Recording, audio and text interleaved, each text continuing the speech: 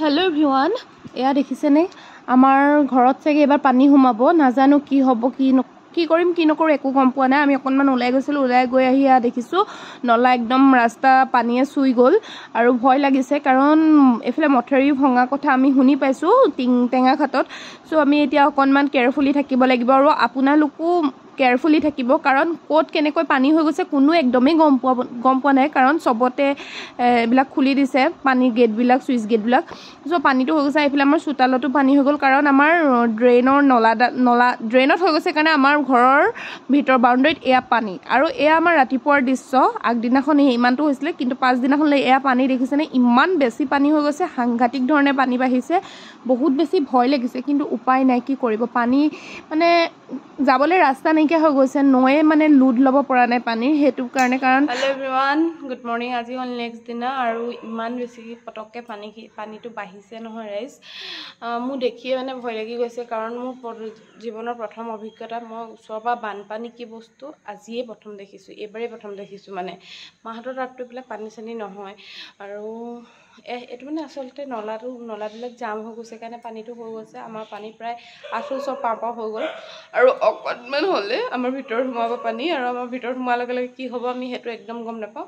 আমাতকৈও বেছি পানী হৈছে বহুত জেগাত, কিন্তু য'ত বহুত বেছি পানী হৈছে যিসকল বানপানী মানে পূৰা বানপানী হৈছে বহুত বেছি ভালকৈ থাকিব আপোনালোক, কাৰণ ভগৱানে আপোনালোকক ৰক্ষা কৰক সেয়াই কামনা কৰিব পাৰোঁ। ভগৱানে আপোনালোক সকলোকে ৰক্ষা কৰক আৰু পানীটো আৰু কমক আৰু বাঢ়িব নালাগে সেইটোৱে কামনা কৰিছোঁ। কাৰণ অসমৰ সেইটো জ্বলন্ত সমস্যা, কোনো ন্যায় কৰিব নোৱাৰে, কিন্তু সকলো ভালে থাকক। আৰু টাইলছৰ ওপৰত মাছ উঠি গৈছে কি ক'ম, এখন আনি থৈ দিছোঁ আৰু এইটো মাছ, এইটো কি মাছ চিনি নাপাওঁ কিন্তু মাছ। আৰু এতিয়া পানী ইমানটো হ'ল গোটেই আঁঠু পানী আৰু পানী গোটেই চাৰিওকাষে মানে আমাৰ ঘৰৰ গোটেই বাউণ্ডেৰীৰ ভিতৰত পানী সোমাই গ'ল। ভগৱানৰ কৃপাত ঘৰৰ ভিতৰত পানী সোমোৱা নাই এতিয়ালৈকে আৰু নোসোমালে হয় আৰু এয়া আমি কি নকৰোঁ আৰু একো বনাবলৈও মন যোৱা নাই। আম আছিলে আমকে বোলো খাই লওঁ আমি আছিলে। আমাৰ মায়ে পিছে ভনীয়েকৰ লগত কথা পাতি আছে। মা কি অনুভৱ অকণমান কওক, কিমান দিনৰ মূৰত পাইছে? আগত পাইছে নাই? আগতে এনেকুৱা ইমান মানে হেৰি বছৰ পোৱা নাই, এতিয়াহে পাইছোঁ দেই। সেইকাৰণে মানে অনুভৱ মানে কি ভয়ো লাগিছে ন। সেয়া বস্তুবোৰ বা আমি মানুহকেইটা বাচিব পাৰিম, এতিয়া বস্তুবোৰ এতিয়া নিয়াটোহে ডাঙৰটোহে দিগদাৰ ওপৰতল কৰি থকা। এইফালে পাপা কি হ'ল? পাপা কি টেনশ্যন আছে নি আপোনাৰ? না মই 2007 চনৰ পৰা যিটো হৈছিলে তাতকৈ এবাৰ বেছি ডাঙৰ দেখিছোঁ পানীটো। এতিয়া চিন্তা লাগিছে এতিয়া বস্তুবিলাকৰ লৈ সেইটোৱে মাথা মাৰি আছোঁ।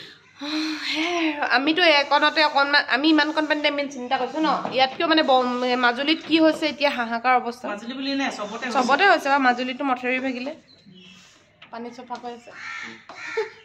পানী বহাৰ অলপ সম্ভাৱনা দেখি মাৰ বিছনাখনত অকণমান কিবা এটা যোগাৰ কৰি অলপ ওখ কৰি দিছোঁ কাৰণ মাৰ এইবিলাক বিছনা একদম পকাৰ লগত লাগি থাকে। মাৰ বিছনাখন কৰাৰ পিছত এইফালে মোৰ বিছনাখন কৰিব লৈছোঁ আৰু এয়া মোৰ বিছনা কৰাৰ পিছত এয়া অৱস্থা দেখিছেনে, মানে ৰুমটোৰ অৱস্থাই নাইকিয়া হৈ গৈছে।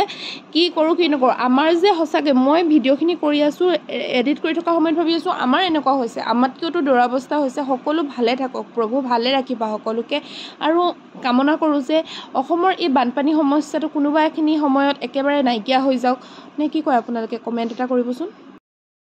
পানী শুকালে বাৰু ভগৱানৰ কৃপাত এইকেইটা মাছ এইফালে মাছ ওলাইছে, কিন্তু আমাৰ চোতালখনৰ এইবিলাক চফা কৰোঁ অকণমান। এইফালে পাপা উঠিছে, গুড মৰ্ণিং। Thank U.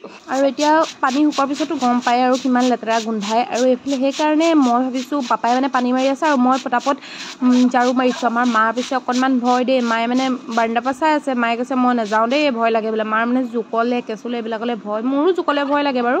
আৰু মোৰ ৰূপটো দেখি একদম নেহাঁহিব, মোৰ একদম অৱস্থা বেয়া। অলপ সময়ৰ কাৰণে গোটেই কাপোৰ এইটো বস্তাত ভৰাইছিলোঁ কাপোৰ চাপোৰবিলাক ভৰাই থৈছিলোঁ কাৰণ ক'ব নোৱাৰি ন পানীৰ কথা। সেয়াই এইখিনি এতিয়া উলিয়াই পিনি এইখিনি জাপি লওঁ পটাপট, মানে বিছনা কাপোৰখিনি উলিয়াইছিলোঁ। মাও উলিয়াই থৈছে, মাৰ ৰুমততো ক'বই নালাগে, মোৰ ৰুমো ক'বই নালাগে। এতিয়া অকণমান চিজিল কৰোঁ পটাপট আৰু চাই থাকক আৰু ভিডিঅ'টো কি কৰোঁ কি নকৰোঁ। বানপানীত ফাৰ্ষ্ট টাইম এনেকুৱা এটা অভিজ্ঞতা, পানীৰ অভিজ্ঞতা। আৰু আপোনালোক য'ৰ পৰা মোক ভিডিঅ'টো কোনোবাই যদি এনেকুৱা জেগাৰ পৰা চাই আছে ভালকৈ থাকক আপোনালোক সকলো। কোন সময়ত ক'ত মানে নোহোৱা ঠাইতো পানী হৈ যাব পাৰে ঠিক নাই। সেইকাৰণে একদম ছেফ থাকক, ভালকৈ থাকক আৰু পানী চানীৰ লগত বৰ বেছি খেলা কৰি নাথাকিব, কাৰ কেতিয়া কি হৈ যায় কোনো গম নাপায়। ঠিক আছে তেন্তে, আৰু আজি ভিডিঅ'টো মানে এনেকৈ কৰি আছোঁ, চাওক কিমান পাৰোঁ। ঘৰটো আগৰ জেগাত মানে এনেকৈ ধুনীয়া কৰি ল'লোঁ, ভাল চাফ চিকুণ কৰিলোঁ। আৰু এইফালে চোতালখনত মাৰি থৈছে পাপাই ব্লিচিং, কাৰণ ব্লিচিং নিদিলে একদম খোজ কাঢ়িব নোৱাৰি, মানে পিছল হৈ গ'ল। আৰু আমাৰ লিঅ'য়ে মই যিমানেই ঘৰ মুচিছোঁ, যিমানেই ষ্টেপকেইটা চাফা কৰিছোঁ, সিমানেই সি লেতেৰা কৰিছে। বদমাছ হয় বহুত, মানে কি কৰিম যে তোক সঁচাকৈ লিঅ'। আৰু এইফালে মই ভাত পানী খাই আজৰি হৈ গ'লোঁ, মায়ে ভাত পানী বনালে, মই বাকীখিনি কাম কৰিলোঁ। আৰু আজিৰ ভিডিঅ'টো ইমানেই। আপোনালোক য'ৰ পৰাই চাই আছে ভিডিঅ'টো কমেণ্ট এটা কৰিবচোন, ক'ৰ পৰা মোৰ ভিডিঅ' চাইছে। বাকী আগৰ ভিডিঅ'টোত দিয়া মৰমখিনিৰ বাবে বহুত বেছি ধন্যবাদ। আৰু এই ভিডিঅ'বিলাকতো নতুন নতুন ভিডিঅ' আহিব, ভাল ভাল মৰম দি থাকিব বুলি আশা থাকিল। বাকী আপোনালোক সকলো ভালকৈ থাকিব, একদম ছেফ থাকিব। Love you all.